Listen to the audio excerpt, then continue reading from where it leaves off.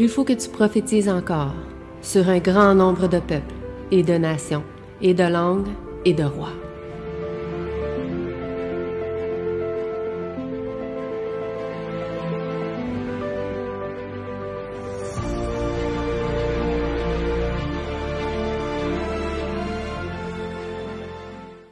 Donc, bon sabbat à chacun d'entre vous. Que Dieu vous bénisse aujourd'hui. Je suis content aujourd'hui d'être parmi vous, c'est d'avoir un invité d'honneur. Aujourd'hui, chaque invité qui rentre ici, ce sont tous des invités d'honneur. Donc, vraiment, bienvenue à chacun d'entre vous donc, qui sont dans cette maison et que la paix de Dieu soit sur chacun d'entre vous. Aujourd'hui, on va parler de l'esprit de prophétie.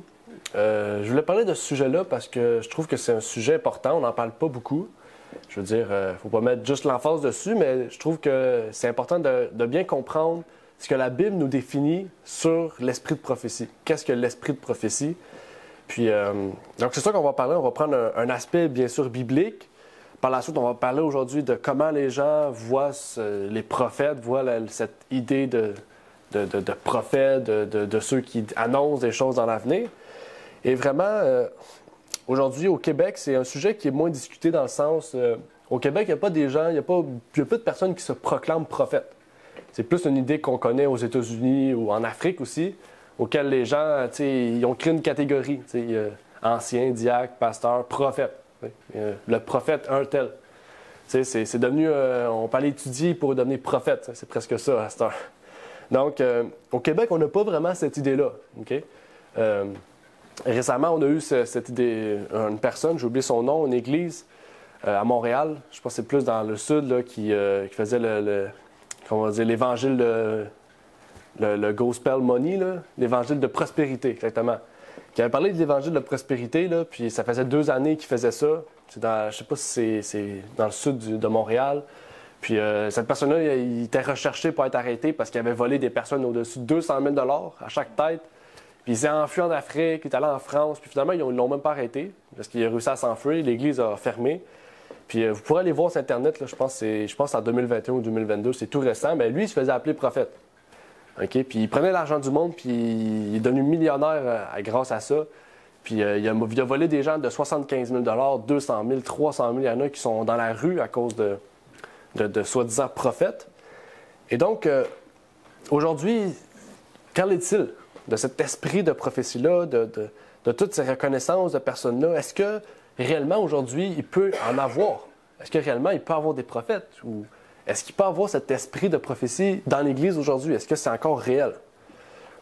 Donc, mon but aujourd'hui, ce ne sera pas, bien sûr, de parler directement d'Ellen White. On va y en arriver vers la fin, mais au début, on va parler de ce que la Bible nous dit. Parce qu'il faut voir ce que la Bible nous dit, ce que la Bible nous définit sur ce don, puis voir aller vers ce qu'il en est aujourd'hui.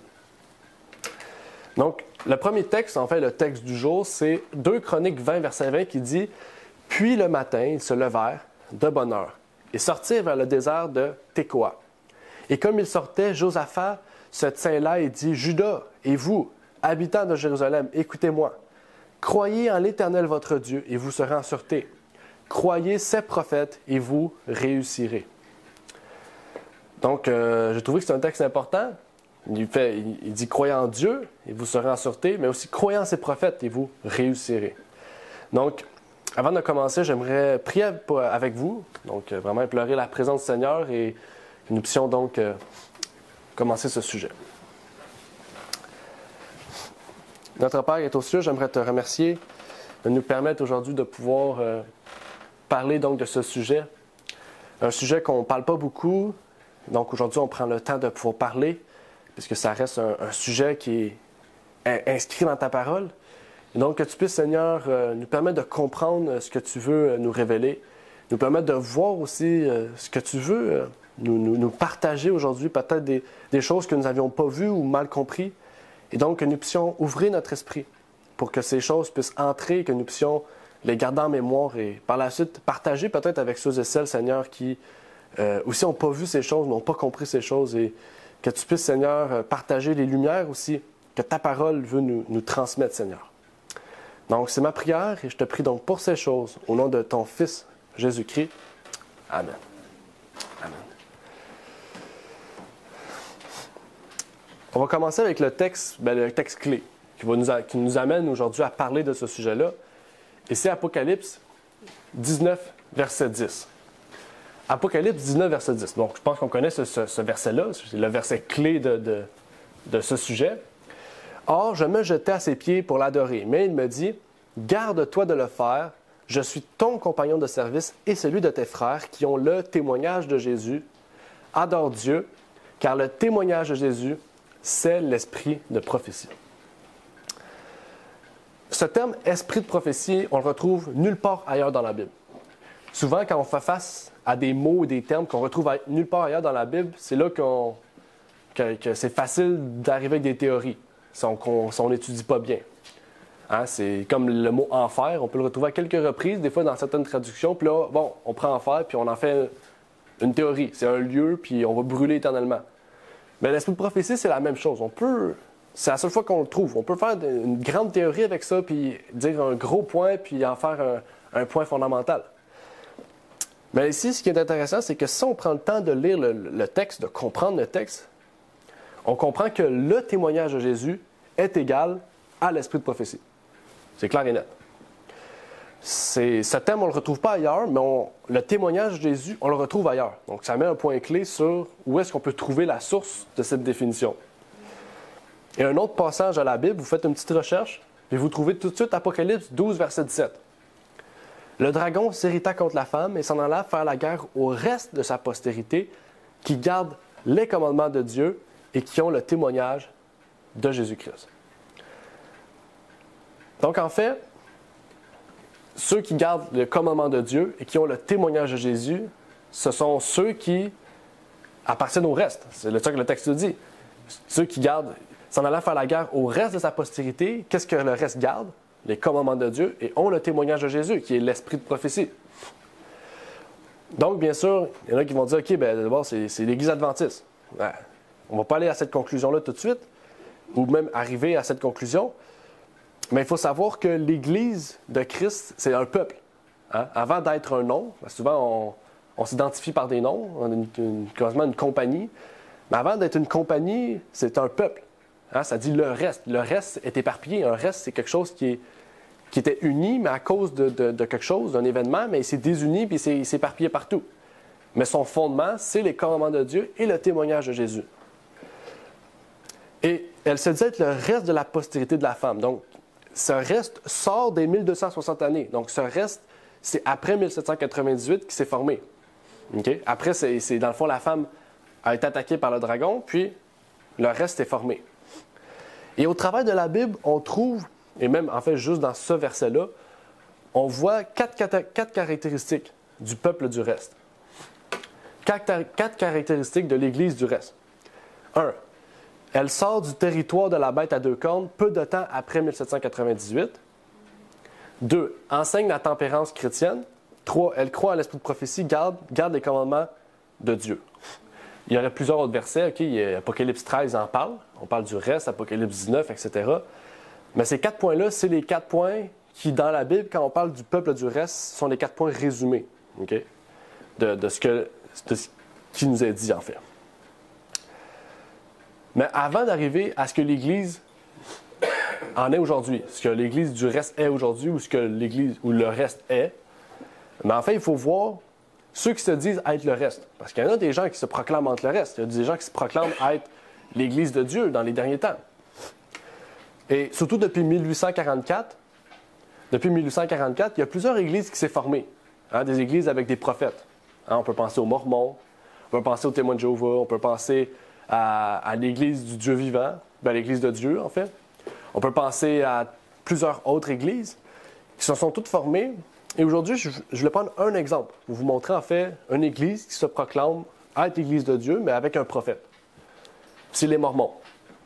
Les Mormons, c'est une église auquel c'est un prophète que beaucoup de personnes connaissent, dû à plusieurs raisons. Et donc, il faut savoir que Joseph Smith, déjà, quand on regarde la photo, on se dit, on dirait un saint. Quand on regarde la photo, on dirait qu'il est royal, on dirait qu'il est majestueux. Puis souvent, quand Quand on voit les photos, quand on se donne l'idée des prophètes de Dieu, c'est tout l'inverse de ce qu'on voit ici. Dans les prophètes de Dieu, on voit quelqu'un qui marche dans le désert avec un bâton, puis qui a peu de nourriture, peu de choses, mais qui a une très grande foi, par exemple. Hein, qui a une très grande puissance. Puis Joseph, c'est tout l'inverse. On dirait qu'il est très riche, très noble, très beau, très tout, mais peu de foi. Ça, c'est l'impression qu'on donne. Hein? Mais est-ce que c'est vrai? On va voir ce que ce monsieur dit, OK? Ou ce que ce monsieur croit, plutôt. Ce monsieur a des croyances qui ont amené à ce que les Mormons ont cru par la suite. Hein? Parce que lui, il a prêché des choses, l'Église a reconnu son don et ont enseigné ce que lui a dit. Puis aujourd'hui, ça l'a changé. J'ai rencontré récemment des Mormons, puis je leur ai posé, bien, vous croyez à ça, dans votre livre, c'est écrit ça, ça, ça. Puis ils ont dit, non, non, non, c'est pas vrai. Je dis, bien, regarde, l'histoire, c'est l'histoire. Mais Joseph Smith croyait à ça. Il croyait à la polygamie. Okay? Il y a eu 40 femmes. Okay? 40 femmes. De 14 à 50 ans. Donc aujourd'hui, ça serait de la pédophilie quasiment, ça serait illégal. Il y a des vues racistes. Pour lui, les Noirs ne pouvaient pas entrer dans l'Église. Okay? Puis que les Noirs, c'était une race en dessous des Blancs, en fait. Okay? C'est dans son livre. J'ai le livre des Mormons ici, je pourrais vous le montrer. Je l'ai souligné en rose, très, très rose, pour être sûr de bien souligner. Pour eux, bien pour lui aussi, la Bible est corrompue, la Bible est imparfaite, donc quand on la lit, on doit se dire que ça se peut que ce ne soit pas vrai. Okay? Pour eux, ils ont des vêtements de temple. Des vêtements de temple, c'est comme le sacrificateur. Le sacrificateur, il portait une genre de culotte qu'il appelait dans Exode, du genou jusqu'à la poitrine. Puis eux, ils font la même chose. Avant d'entrer dans l'Église, ils portent tout un genre de tunique blanche en dessous de leurs vêtements pour rentrer. Okay? Puis ils appellent ça des sous-vêtements magiques. Vous pourrez écrire là, Magic Underwear Mormon, ça sort la réponse. Ça sort une page Wikipédia. Okay? Puis eux aussi, ils croient au changement du sabbat, ils croient au dimanche. Donc, déjà, dans ces 5 points-là, est-ce que vous dites que c'est un vrai prophète? Bien sûr que non. Hein? Puis même, d'après l'histoire, il aurait tué des gens. Okay? Il a été assassiné, puis il aurait tué des gens avant d'être assassiné. Donc déjà, il fait tout le contraire de ce que les prophètes de Dieu, on connaît des prophètes de Dieu, en fait. Et voici même ce que lui-même a dit, okay, de son enseignement. Il dit, « Un jour sur 7 a été mis à part et sanctifié pour un jour de culte, un jour de réflexion solennelle, un jour de prière et d'action de grâce, et pour participer à la scène du Seigneur en mémoire de lui et de son incomparable expiation. » Dans ce qu'il dit là, il y a une partie qui est vraie. Okay? Oui, il y a un jour sur 7 qui a été mis à part, etc. Mais lui, il associe ce jour avec la scène du Seigneur. Okay?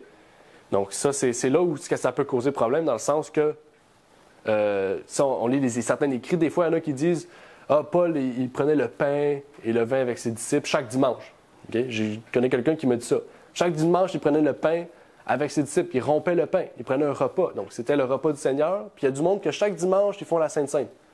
Okay? Ou chaque samedi. Donc pour eux, déjà, dans cette soi-disant vérité pour eux, il fallait mettre à part un jour sur 7. Et même qu'il y avait un jour de préparation, comme le sabbat en fait. Il y avait un jour de préparation qui est le samedi. Ça dit le samedi soir peut être sagement mis à part pour une discussion réfléchie ou une lecture utile en guise d'introduction au jour du sabbat. Et ça, c'est leur croyance. Là. C'est vraiment ça. Là. Les Mormons, chaque samedi soir, ils répondent sûrement plus au téléphone, ils sont dans leur coin, ils lisent, ils se préparent à entrer dans leur sabbat. Donc, on voit tout de suite que, en fait, Satan, il sait. Satan, il est intelligent. Satan, il est rusé. Hein, depuis 1844, il y a tellement de choses qui ont changé. Tellement de choses. Il y a eu tellement de faux prophètes. C'est là aussi que l'origine des espèces, le livre, donc, qui a amené l'athéisme, la science au fait qu'on descend des singes, a été publié en 1845. Donc, tout a amené à faire en sorte que Satan a dit, on lance le paquet, puis là, c'est là qu'on détourne les gens de la vérité. Puis vraiment, s'il y a autant de faux prophètes, ça nous fait penser à Élie. Parmi un prophète, il va y avoir 10 000 peut-être faux prophètes. Donc, il va y avoir bien sûr des gens qui vont recevoir l'esprit de prophétie, mais parmi ce petit troupeau, on pourrait dire, ce petit groupement d'individus qui vont recevoir ce don, il y en aura peut-être 10 000 qui vont en avoir, mais qui seront faux. Et on avait étudié ce sujet-là un peu de temps, ça s'appelait les faux prophètes. On avait pris les faux prophètes modernes, pas toutes, mais certains, comme celui des témoins de Jéhovah. On avait pris d'autres, j'ai oublié tous les noms, ça fait quand même 2 ans qu'on a fait ce partage, mais on avait étudié plusieurs faux prophètes. Okay? On avait vu en fait que, on avait pris ce que la Bible nous a dit de faire pour voir est-ce que c'est vrai. Hein, la Bible nous a dit de tester tout esprit. Donc il faut passer au test tout esprit.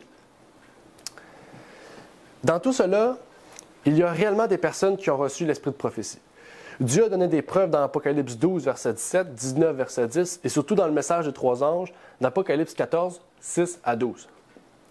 Dans Apocalypse 12, 17, nous avons vu qu'il y a 2 choses que l'Église du reste garde. Ce sont les commandements de Dieu et le témoignage de Jésus. Garder les commandements de Dieu est quelque chose de clair, car il indique d'avoir une bonne conception de Dieu, de garder notre corps sain et d'observer le sabbat. Les 3 points les plus négligés dans le christianisme aujourd'hui, c'est ces choses-là, en fait. Ils gardent la Trinité, ils ne prennent pas soin de leur corps, puis ils n'observent pas le sabbat. Donc, on voit que garder les commandements de Dieu, c'est plus, en fait, qu'un rituel. Okay? C'est pas un rite, on ne garde pas ces choses-là parce qu'elles sont obligatoires, mais parce qu'on aime Dieu, en fait. Hein? On aime tellement Dieu qu'on veut suivre ce qu'il nous a recommandé de faire. Et en suivant sa loi, on voit que, en fait, on peut être heureux, en fait. Mais pour ce qui s'agit du témoignage de Jésus, nous pourrions nous demander qu'est-ce que ça implique, garder le témoignage de Jésus. La réponse, on l'a vu un peu tout à l'heure. Car le témoignage de Jésus, c'est l'esprit de prophétie. Donc, garder le témoignage de Jésus, c'est croire en l'esprit de prophétie. Okay? Croire à ce que ce don peut se développer ou peut se faire ou peut se proclamer, être fait dans l'Église du reste. Mais ce qui est le plus intéressant, dans le texte, c'est la façon dont l'ange parle. L'ange se dit être son compagnon et un de ses frères qui ont le témoignage de Jésus. Donc l'ange lui-même se dit avoir le témoignage de Jésus. Okay? Il dit, moi j'ai le témoignage de Jésus, puis je vous partage ce témoignage-là aux frères. Et on avait vu ça, si vous vous rappelez, la semaine passée, quand on avait parlé du ministère des anges. Si vous vous rappelez, dans le ministère des anges, on avait vu que les anges avaient donné la prophétie à Jacob, avaient donné des prophéties à Enoch, parce qu'ils gardaient l'esprit de prophétie. On avait vu ça dans la Bible, puis appuyé aussi par l'esprit de prophétie. Et maintenant, on se retrouve avec ce terme. Certains diront qu'esprit de prophétie implique nécessairement ou obligatoirement de dire des prophéties, de les enseigner, etc. Bien sûr, ça ne se résume pas seulement à cela. La preuve, c'est que dans Apocalypse 22, verset 9, l'ange redit la même chose à Jean, mais d'une manière différente. Il dit, « Mais il me dit, garde-toi de le faire, car je suis ton compagnon de service et celui de tes frères, les prophètes. » Il n'a pas dit celui qui a l'esprit de prophétie, il a dit tes frères, les prophètes. Et de ceux qui gardent les paroles de ce livre, il dit, « Adore Dieu. » Donc, l'esprit de prophétie implique que ceux qui parlent sont des prophètes. Donc, l'esprit de prophétie, ce don spirituel-là, c'est pas seulement annoncer une prophétie, c'est être un prophète. On voit que l'esprit de prophétie, c'est beaucoup plus que qu'est-ce qu'on peut l'imaginer, en combinant en fait les 2 passages qu'on vient de voir. Par exemple, Jean nous laisse des prophéties, mais Jean est le prophète. Okay? Nous, on n'est pas le prophète, on est le récepteur de ces prophéties que Jean nous transmet. Et donc, l'esprit de prophétie fait partie des dons spirituels. Et donc, ce n'est pas un don qui est alloué à tous. C'est un don que Dieu permet à tous, selon bien sûr le temps, selon où est-ce qu'on est. Dans le temps, je parle.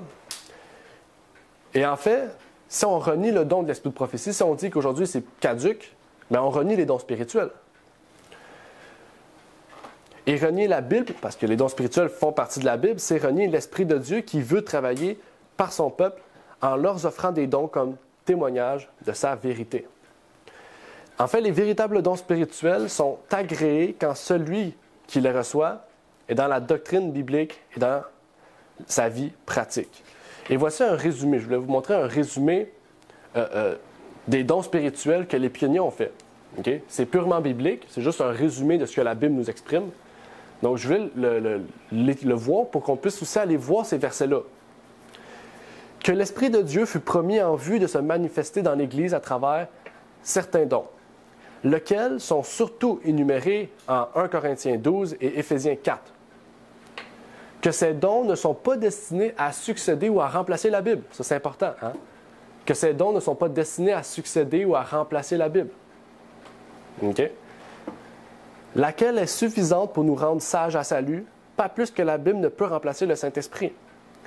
Qu'en précisant les différents canaux de son fonctionnement, cet esprit a simplement fait provision pour son existence et sa présence avec le peuple de Dieu pour la fin des temps. Pour faire comprendre la parole qu'il a inspirée, pour convaincre de péché et pour opérer une transformation dans le cœur et la vie. Et que ceux qui refusent à l'esprit sa place et son fonctionnement nient simplement cette partie de la Bible qui lui assigne cette œuvre et cette position. Donc, ici, c'est pour vous dire que, pour vous résumer qu'aujourd'hui, l'Église adventiste ont fait une doctrine du don d'Ellen White. Okay? Ils en ont fait une doctrine. Okay? Puis dans leur expression, ils ont dit que qu'est-ce qu'elle a dit, c'est moins important que la Bible. Donc, si la Bible dit que la Trinité est vraie, qu'Ellen White dit que c'est pas vrai, on tend sur Ellen White, on croit à la Bible. Okay? C'est un peu résumé. Mais ici, ce qui est intéressant, c'est que la façon que les pionniers ont approché ça, ils nous montrent en fait que la Bible, c'est la source de doctrine, la source de salut, et que, en fait, les dons spirituels, okay, nous amènent à quoi? À nous convaincre de péché et pour opérer une transformation dans le cœur et dans notre vie. C'est ça, en fait, le but des dons spirituels. Okay? On pourrait dire que c'est la place de l'esprit de prophétie aussi. Okay? C'est de nous convaincre du péché qu'on a, qui est différent de chacun, mais pour opérer aussi une transformation dans le cœur et dans la vie.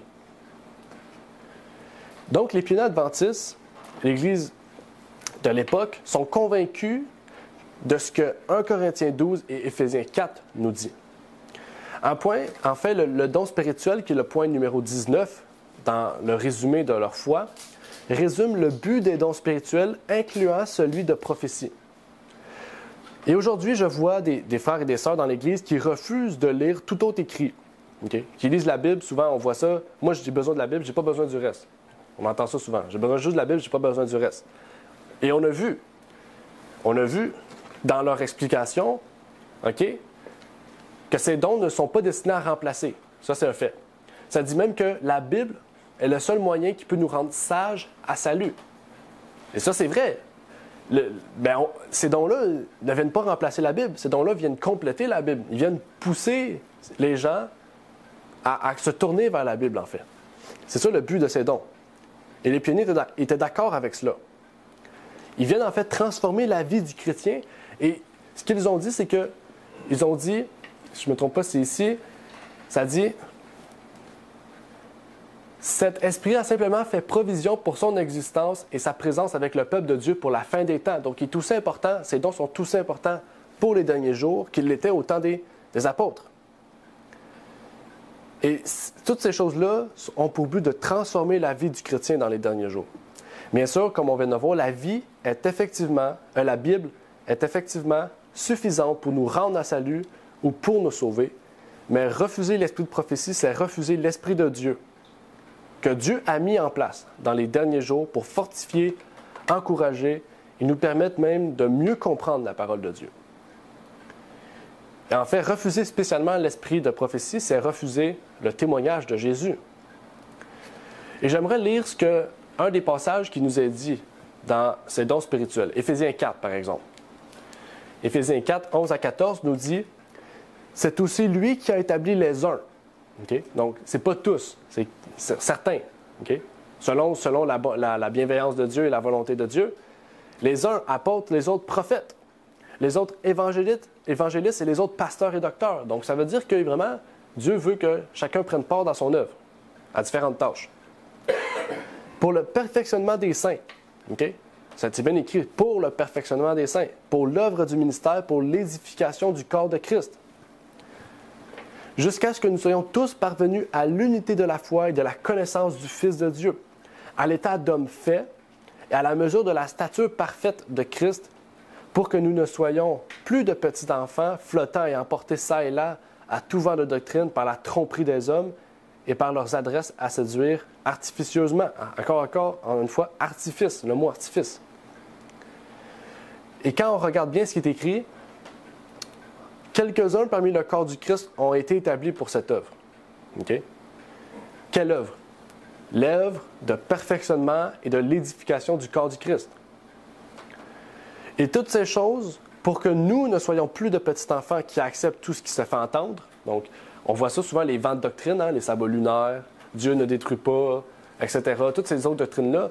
En fait, ça dit les apôtres, les prophètes, évangélistes, les pasteurs, docteurs ont pour but, non pas d'être la Bible. Leur but, c'est pas d'être la Bible. Leur but, c'est de pouvoir fortifier les gens, en fait, à se tourner vers la Bible. Édifier les gens, les amener plus loin encore dans la connaissance, dans l'étude, dans le fondement solide qui est la Bible. Parce que la Bible nous dit que Christ est le roc séculaire. Christ est le fondement solide. On ne peut pas fonder notre foi sur autre chose que ça. Mais si on refuse l'esprit de prophétie, on refuse ce que Jésus nous a dit. Jésus nous a dit, si vous êtes fondés sur moi, les dons vont s'offrir à vous et les dons sont ce qui vous ramène encore plus à la foi, vous ramène encore plus sur le droit chemin. Son but est donc de rester dans la bonne, en fait, doctrine biblique. Et même 1 Corinthiens 12 va plus loin, en disant que chacun reçoit un don et que chacun est utile pour son unité en Christ et son Église. Il nous dit aussi un peu plus loin dans 1 Corinthiens 14, verset 1, « Étudiez-vous à la charité. Désirez aussi avec ardeur les dons spirituels, mais surtout celui de prophétiser. » Il dit « Désirez avec ardeur tous les dons. » Mais celui de prophétiser est celui qui surpasse tous les autres dons, en fait.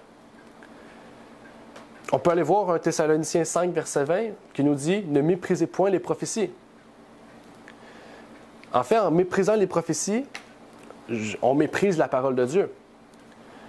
Car elle nous dit de chercher avec ardeur ce don en particulier.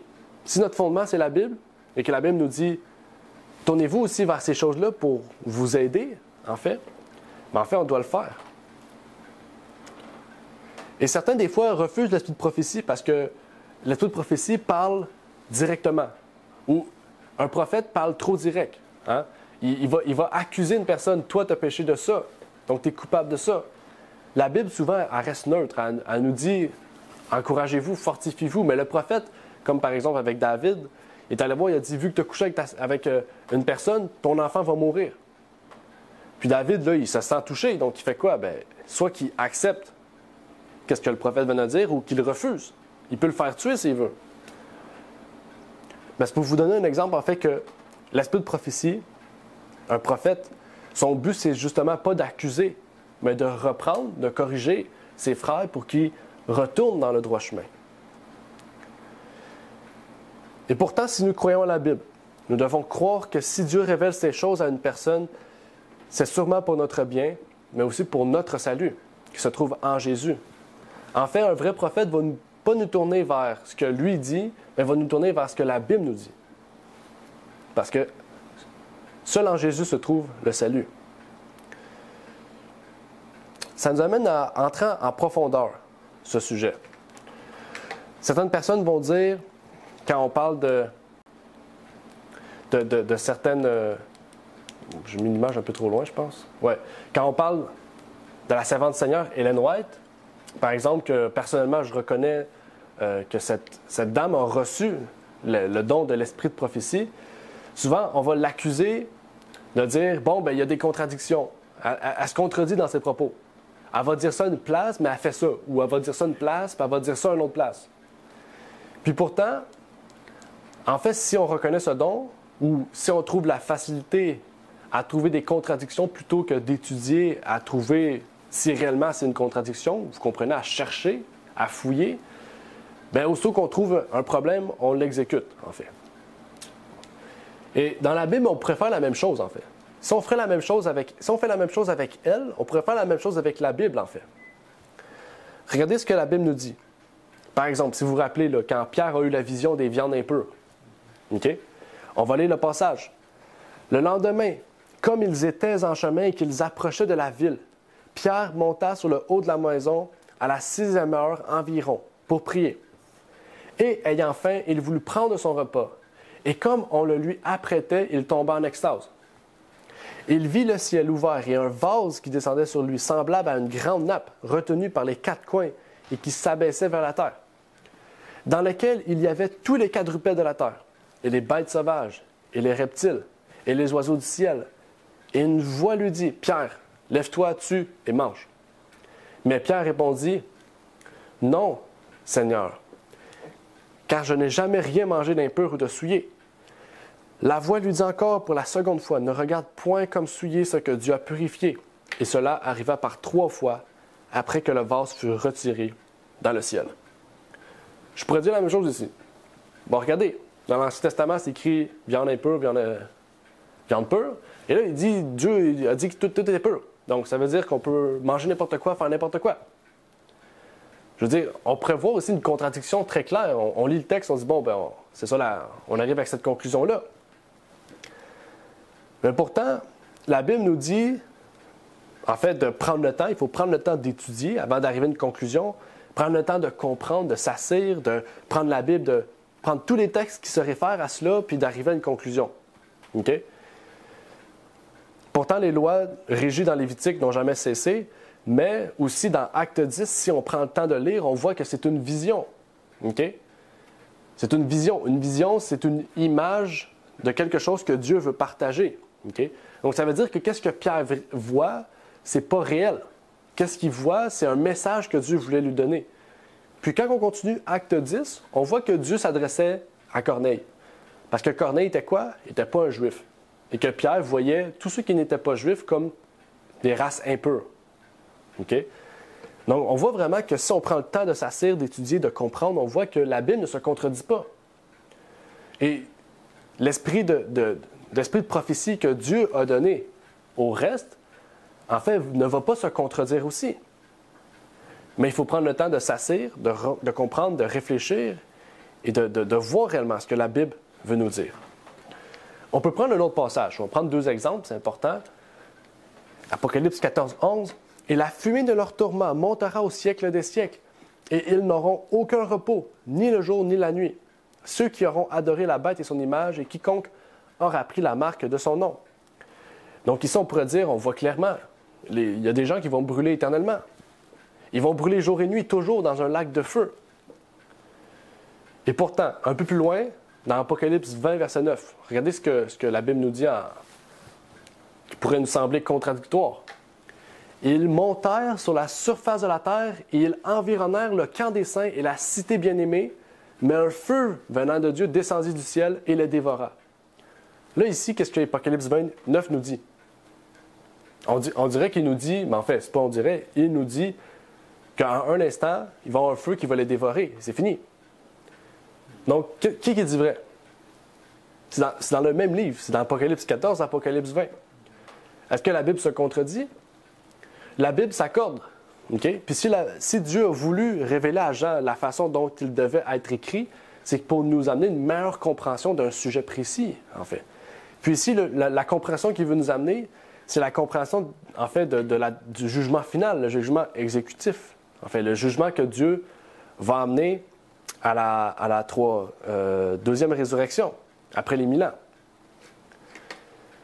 Il faut savoir que les méchants n'auront pas la vie éternelle, dans une souffrance éternelle. Ça serait un Dieu cruel, en fait, faire ça. Le verset 9 du chapitre 20 nous dit qu'il est dévoré une fois pour toutes. Et le verset 11 du chapitre 14, voici qui est devant vous, nous dit qu'ils seront détruits à jamais aussi. Prenons le temps de comprendre et de lire. Faisons la même chose pour l'esprit de prophétie. Et avant d'aller dans l'esprit de prophétie, on va aller voir ici. Il nous dit en fait, il montera au siècle des siècles, ils n'auront aucun repos, ni le jour, ni la nuit, ceux qui auront adoré la bête et son image, et quiconque aura pris la marque de son nom. Il nous révèle la même chose, en fait, qu'ils seront détruits à jamais. Hein? Ni jour, ni la nuit. Leur tourment montera au siècle des siècles, ils n'auront aucun repos. En fait, ils n'auront plus de repos, ils n'auront plus rien parce qu'ils ne seront plus là. Il y aura une destruction, une purification par le feu. C'est ce que Jude nous dit. Jude nous dit ça, nous dit que Dieu va envoyer un feu purificateur. Et un feu purificateur, c'est un feu qui purifie une fois pour toutes. En fait, ce n'est pas une destruction lente et à jamais. Et pourtant, même si on pourrait mal comprendre Apocalypse 14, mal comprendre Apocalypse 20, est-ce qu'on va rejeter Apocalypse 14? Parce que il semble apparemment contradictoire.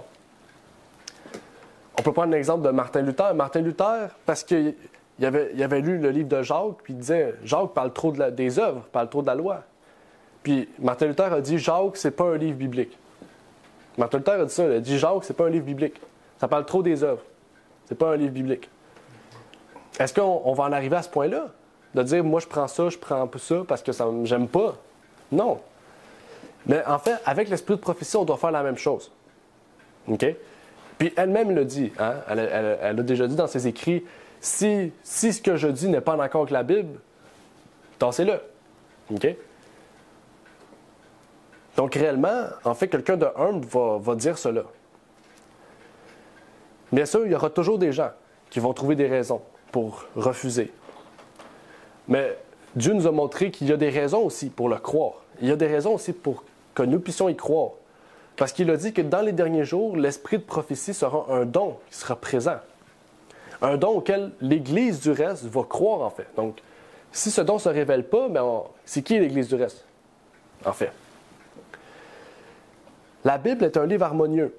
La Bible nous démontre que chaque personne, chaque auteur biblique a on pourrait dire comment, un caractère différent. Hein? Moïse, c'est pas Paul. Hein? Paul, c'est pas Pierre. Hein? Même Paul a repris Pierre. Jacques, Jude, Jean, ils ont tous des caractères différents.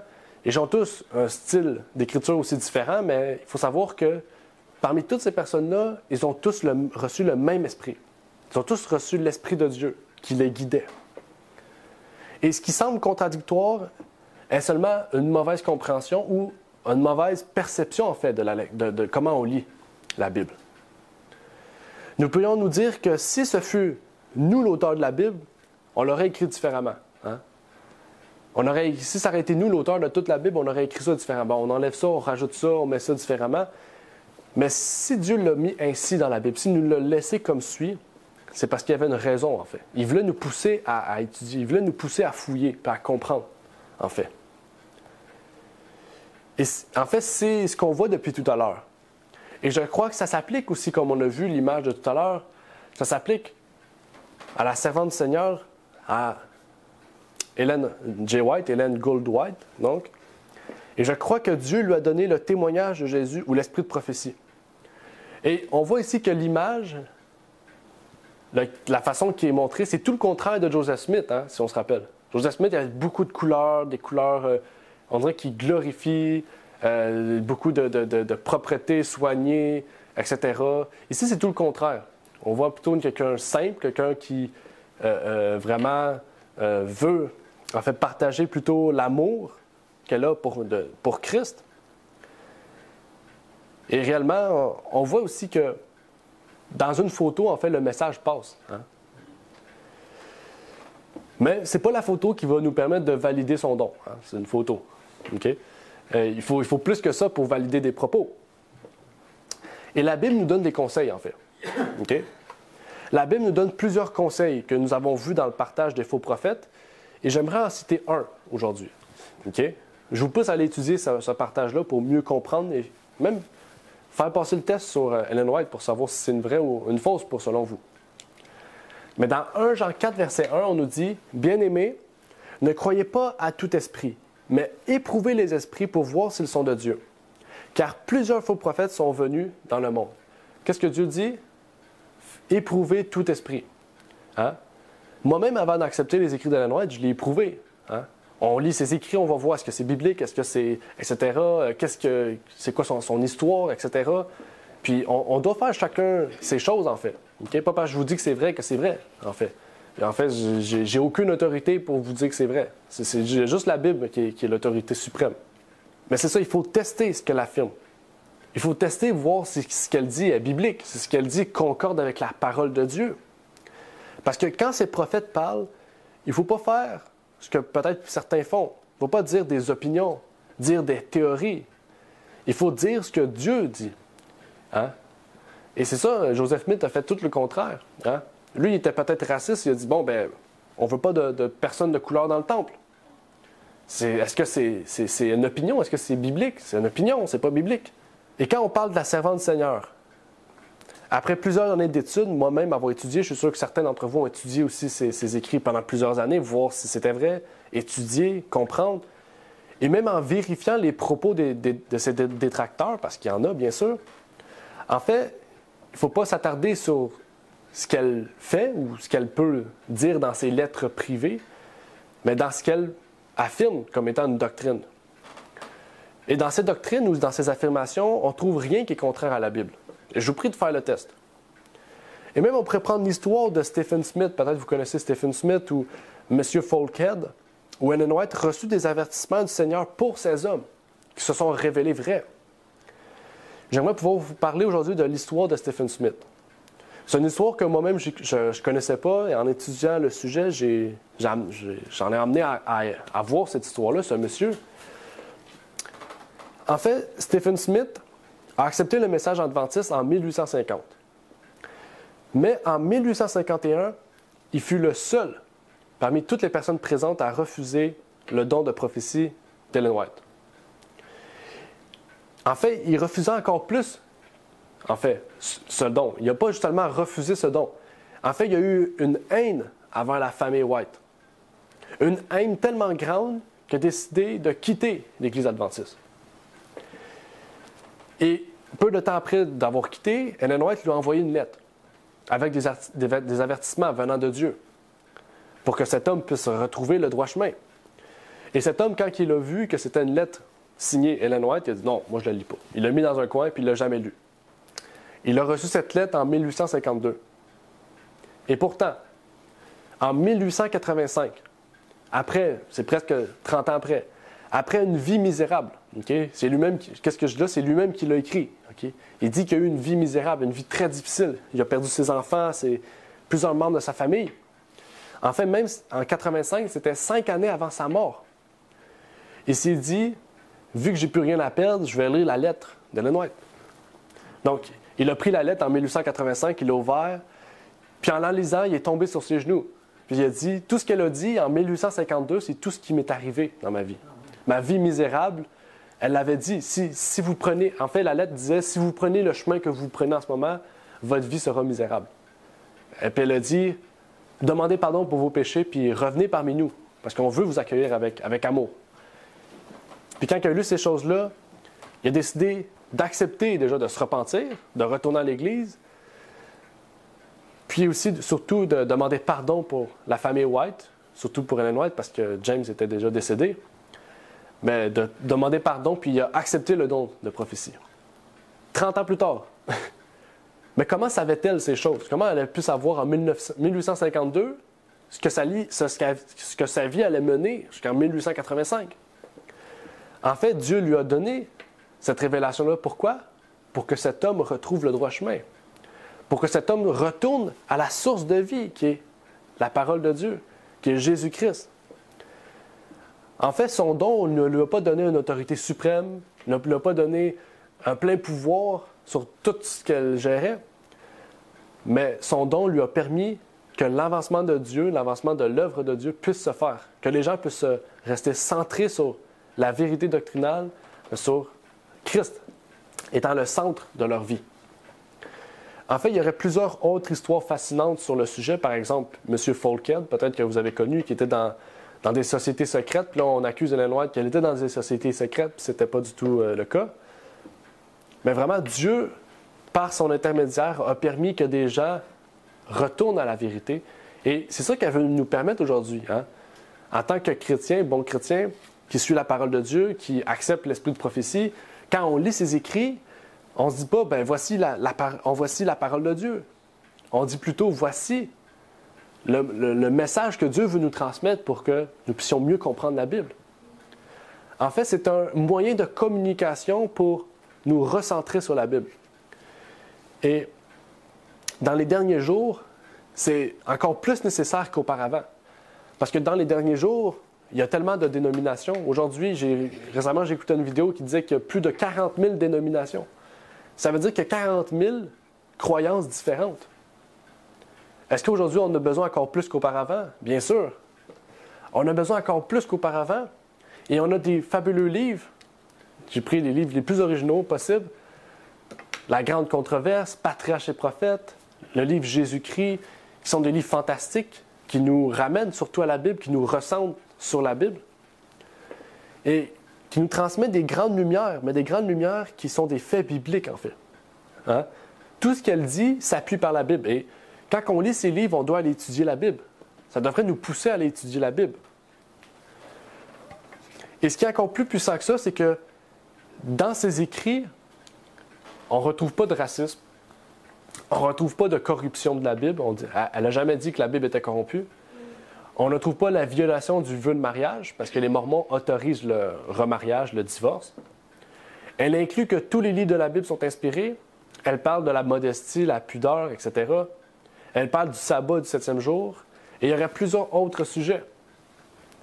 Et même pour vous dire qu'elle est même allée, hein, pendant la guerre de sécession et tous ces combats contre l'esclavage, etc., elle est même allée dans le sud du pays où c'était le plus dangereux, au risque de sa vie, pour amener des âmes, okay, à Christ.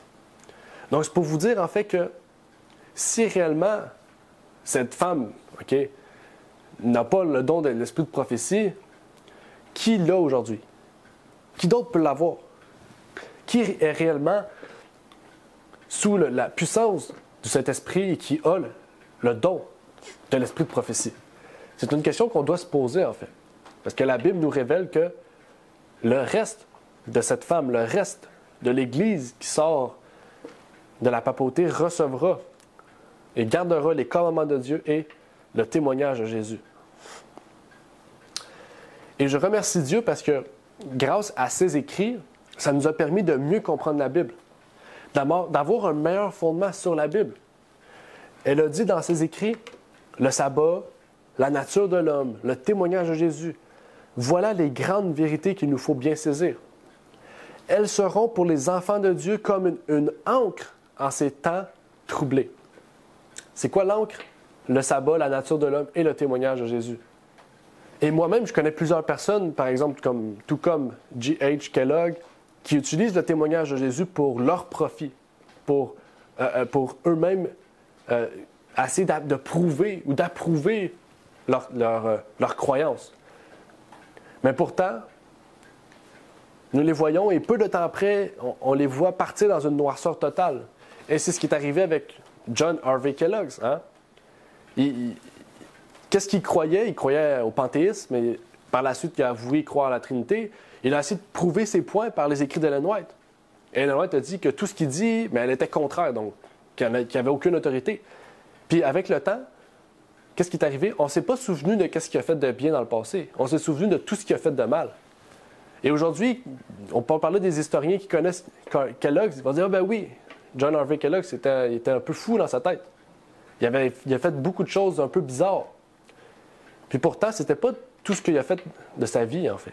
Il a fait des bonnes choses au début de son ministère, mais réellement, on voit que quand on dévie de la vérité et qu'on refuse l'esprit de prophétie, on dévie très rapidement vers des doctrines qui sont fausses.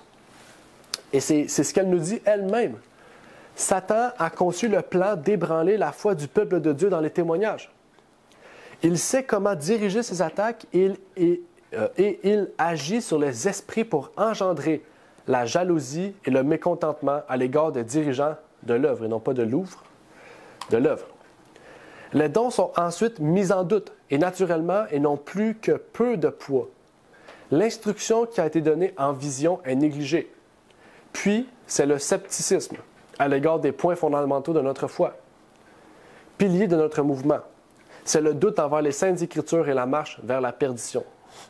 Et qu'est-ce que je trouve intéressant, c'est que quand les pionniers ont commencé à décéder un par un, qu'Ellen White est décédé en 1915, en 1919, qu'est-ce qui est arrivé? Il y a eu la conférence secrète, la réunion secrète avec les dirigeants. Puis qu'est-ce qu'ils ont dit? Parce que les sténographes sont disponibles. C'était écrit dedans, il faut remettre en doute les dons de l'esprit de prophétie. Il faut trouver un moyen pour rabaisser ces dons-là, pour accepter d'autres doctrines. Puis là, qu'est-ce qu'elle dit? Elle dit, puis c'est le scepticisme à l'égard des points fondamentaux de notre foi. Donc, quand ils ont commencé à faire ça, ils ont tassé les points fondamentaux. des pionniers, puis pour remplacer et en mettre des nouveaux. Ceux qui rejettent les témoignages risquent de tomber dans un état extrême, plus sombre en fait qu'ils étaient auparavant. Ici, on ne parle pas de personnes, bien sûr, qui ne connaissent pas les témoignages. On parle de personnes qui en connaissaient et qui, par la suite, le refusent. Okay? On ne parle pas de personnes qui ne l'ont pas connu. C'est totalement différent.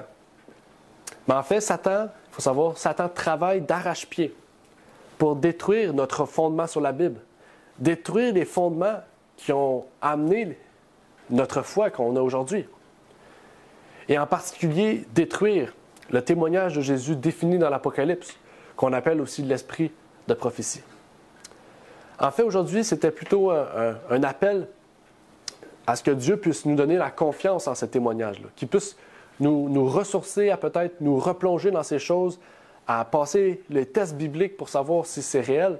Et vous allez voir et en arriver vraiment avec la conclusion que tout ce qui est dit est réel, en fait.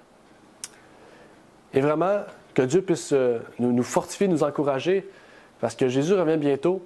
Et vraiment, ce témoignage-là nous rappelle que Jésus-Christ est le fondement et que ces témoignages-là sont non pas une autre source de vie, mais une source qui nous amène à la source de vie.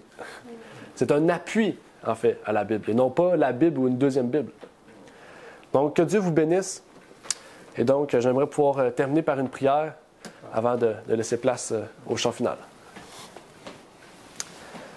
Notre Père qui est aux cieux, j'aimerais te remercier pour ce que tu nous as permis de voir aujourd'hui. On a pu comprendre qu'est-ce qu'était l'esprit de prophétie, voir des faits bibliques, voir aussi, Seigneur, diverses autres choses pour nous amener à réellement reconnaître, Seigneur, le don de l'esprit de prophétie qui est parmi le reste, Seigneur.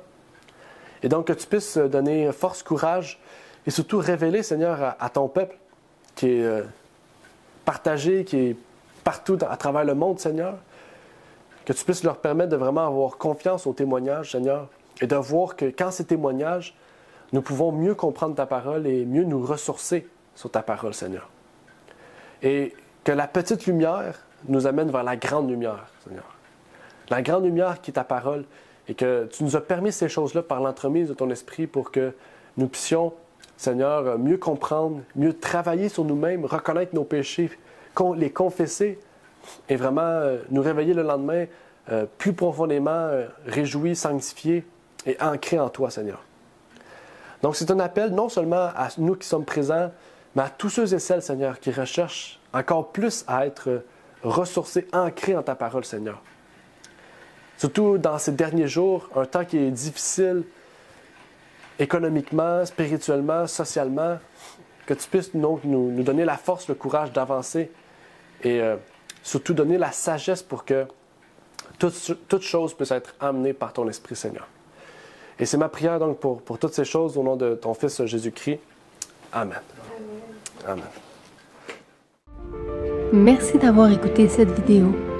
Si vous désirez rejoindre l'œuvre au Québec, veuillez nous contacter par email à asjh1889 de Terrebonne @gmail.com